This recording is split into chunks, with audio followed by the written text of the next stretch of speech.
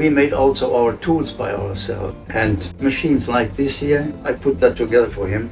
And you can sell this machine today as it is, with the blade and stuff, easy for 5,000 bucks. Oh, absolutely. 5, 6, 7. You find still today good stuff when you look really careful, machines and stuff like that on eBay. And, but you have to put it together. You have to get this part, and this was weeks later when we bought that for you. Remember that?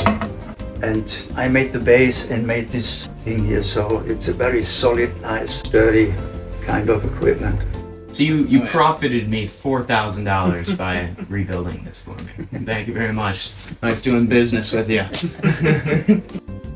See, that is this machine, and I have this. And put it later on, put pelage all around, and just turn the outside blank so that you can put the markers on. That would be a cool job. Then put the bridges on. You see, the more you experiment with it and put different abrasive stuff underneath, you can really make it perfect.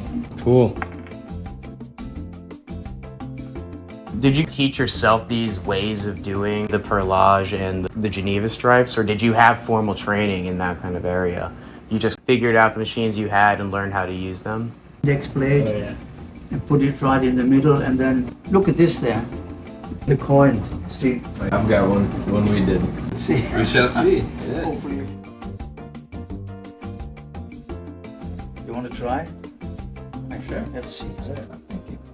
Handmade things to me looks better than mass-produced stuff. And to work on watches and to make you, it's also a thing of pride when you put something together and you see the result at the end. Then you can be proud of it and say you can sell it because I made it and I have a good feeling. It's that I put all this work into making this, and you should buy it because of that work put into it. Yeah. Old handwork. That's what gives it a true value, a premium value.